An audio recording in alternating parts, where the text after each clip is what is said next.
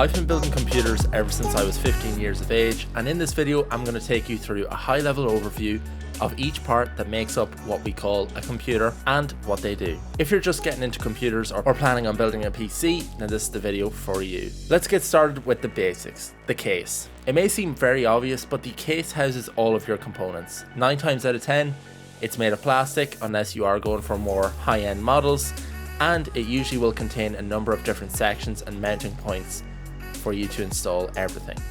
You can get cases with the slide off panels, window panels, basically anything and everything to suit your setup, and they come in all different sizes. Next we have the CPU, or Central Processing Unit. Think of this as the brain of the computer, and it sits on the motherboard, which we'll talk about shortly. The CPU does all of the processing in the computer, and oftentimes if you're using a laptop or computer without a dedicated graphics card, it's referred to as an APU, or Accelerated Processing Unit. This combines both the CPU and GPU, Graphics Processing Unit, into one. It is covered by what's known as a heatsink. This is to take the heat from the CPU and dissipate it and cool it down. There is what's known as thermal paste between the CPU and the heatsink, and you have to take care not to overdo it if it's not already pre-applied on the heatsink that comes with the CPU. Keeping the CPU cool is extremely important, and it will impact performance if it starts to overheat. So many people opt for a bigger heatsink and fan setup to keep the temperatures down and potentially get into overclocking, which is essentially like tuning the performance of the CPU.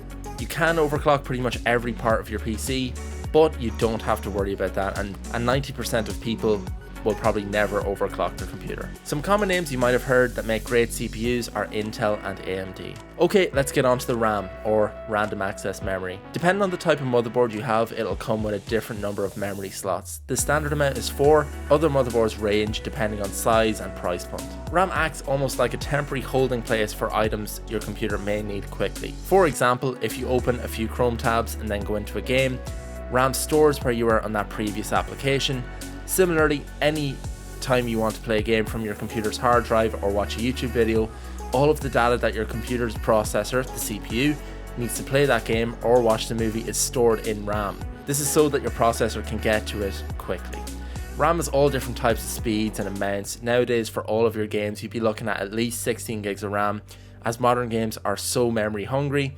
And if you want the best experience possible, it's best not to go under that. RAM does, however, get more complex, especially when you're building your own PC, so make sure to do your research. There are what are known as memory buses. Let's say you have 4 slots on your motherboard. If you have 2 8GB sticks of RAM and you decide to put them right beside each other, you will not be making use of what's known as dual channel memory, and they'll be running in a single channel. So if you put your 2 sticks like this, they will work together rather than in a single channel, and they will perform significantly better. Sometimes up to 30-40% depending on the type of memory that you're running. So the Graphics Processing Unit, or GPU. This is probably the most important part of a PC, especially if you're looking on using it for gaming, graphic design, 3D modeling, editing and so on. The GPU will look after all of your processing when it comes to graphics, and acts almost like a cousin to the CPU, which we talked about earlier. Whether it be in a game or if you're watching a 4K YouTube video, it has its own form of memory, and that's known as VRAM, or Video Random Access Memory. Nowadays, GPUs have gotten so powerful, and with the introduction of cryptocurrency and crypto mining, there was a phase there for a couple of years where all of the world's graphics card supply were either out of stock, or just regular people who wanted to build or upgrade their PCs were being priced out of the market, as all of the miners were buying them for Bitcoin and other crypto farms. That seems to have tapered off now, and I'm really excited to be building an all new PC coming to the channel in a few weeks. Stay tuned and make sure you're subscribed so you don't miss it. Before we move on to the next part, GPUs also have their own set of fans. Again, this is to keep the board cool inside while it does its job. Hopefully you're starting to see a pattern that with all these components, cooling becomes more and more important. Next, to hold all of your files and your operating system, you'll need either a HDD or an SSD.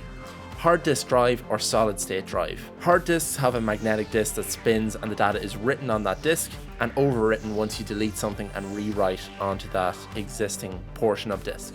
Nowadays we have SSDs and M.2 drives that exceed both the performance and often perform using far less power, as they don't have any moving parts. An SSD stores data using flash memory, which is far more efficient.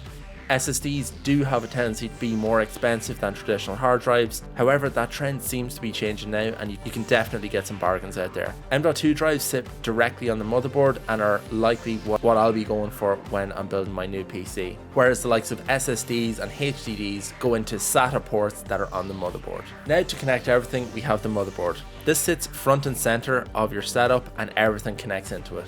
From the CPU to the RAM to the various storage devices that you may have, motherboards can also get very expensive depending on what features you want them to have.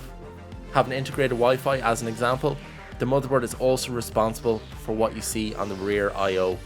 Think of it as the head that connects all of the body parts. The rear I/O is where you have your USB slots, your Ethernet port, your HDMI, USB-C, all this sort of stuff. Now we need to power everything, and that's where the PSU or power supply unit comes in. They come in a wide range of wattage, starting really low up to crazy 1250, 1500 power supplies, and it's always advised that you factor in a little extra, so in the event that later on down the line you're planning on upgrading your PC, you will have the power output for it and you won't need to upgrade another part of your computer. Corsair are a fantastic choice in this space and seem to make highly reliable, reasonably affordable power supplies. Corsair do, however, tack on their premium to most of their products where they can. Typically, you also want to include fans on the case to circulate air around the various components and ensure they remain at a good operating temperature to perform the best of their ability. Some people opt for RGB ones, but if you're on a budget, stick to the non-RGB ones. There's no performance boost, unfortunately. It's also really important to map out how your fans are going to be sitting in your system and where you want the airflow to go. Here you can see how the airflow works in this PC that I built a number of years ago, and it's always important to just think where the heat is coming and how you're going to exhaust that heat out of the case. With that said, I hope this has given you a good insight into each of the components that make up a PC, and if you enjoyed the video and would like to see more and potentially more in-depth videos on each of these, please subscribe to the channel and I'll see you in the next video. Bye bye.